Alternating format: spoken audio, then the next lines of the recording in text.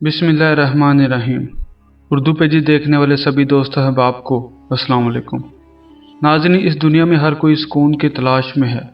इस सुकून की खातिर कोई जंगल बियाबान का रुख करता है तो कोई नींद की गोलियों का सहारा लेता है, कोई मौसीकी में सुकून तलाश करता है तो कोई कुदरती मनाजर में सुकून ढूंढता फिरता है। अल्लाह दिता भी सुकून की तलाश में मारा मारा फिरता था। वो अपने घर में बीवी बच्चों के शोरगुल से जब बहुत आजज आ जाता तो नदी किनारे जाकर बैठ जाता और घंटों लहरों को तकता रहता। एक दिन अल्लाह दिता ने अपना मसला अपने एक दोस्त से कर दिया और अपनी तकलीफ को बयान करते हुए मशवरा मांगने लगा। दोस्त ने कहा, मियाँ, सुना है पड़ोस के गांव में एक तजर्बाकार हकीम है जो हकीम पर सुकून के नाम से मशहूर हैं। मेरा ख्याल है एक दफ़ा उनसे मशवरा कर लो। अगले ही दिन अल्लाह दिता हकीम साहब के पास पहुंच गए। हकीम साहब तकिए से टेक लगाए सुकून से हराटे ले रहे थे।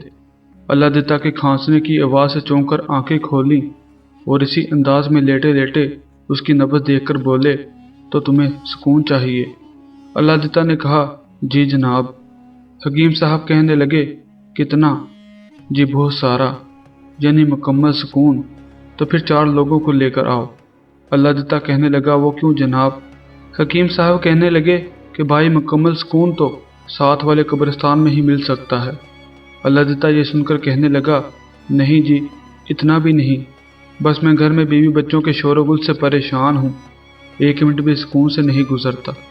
ये सुनकर हकीम साहब ने पूछा, घर में मुर्गा है? अल्लाह दिता ने इस बेतुके सवाल को सुनकर कहा, नहीं, मगर क्यों? आज ही एक मुर्गा ले लो। इतना कहकर हकीम साहब फिर से हराटे लेने लगे। अल्लाह दिता ने वापसी पर मंडी से एक मुर्गा खरीद लिया और घर चला आया। बच्चे तो मुर्गा देखकर बहुत खुश हुए और इसके साथ खेलने में और ज़्यादा शोर करने लगे। 2 दिन में मुर्गे ने वक्त बेवक्त अजान देकर अल्लाह दिता को आजिज़ कर दिया।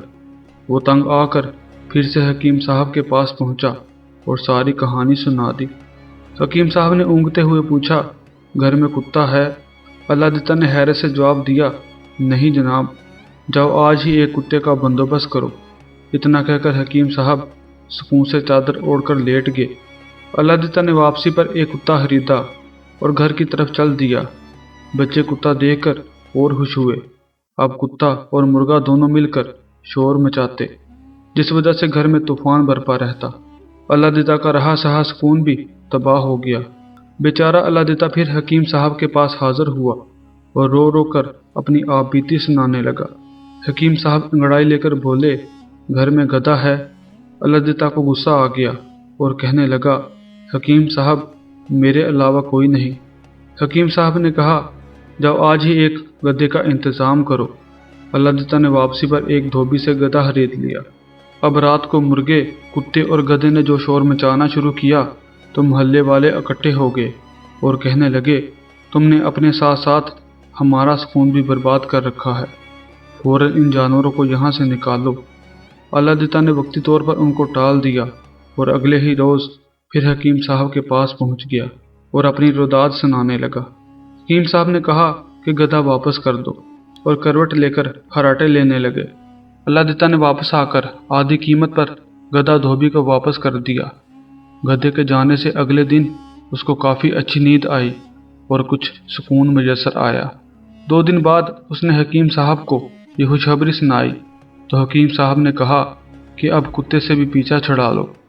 अल्लाह दिता कहने लगा, नहीं हकीम साहब, बच्चे कुत्ते से मानूस हो गए हैं, मुझे भी खेत पर उसकी मौजूदगी से आराम है।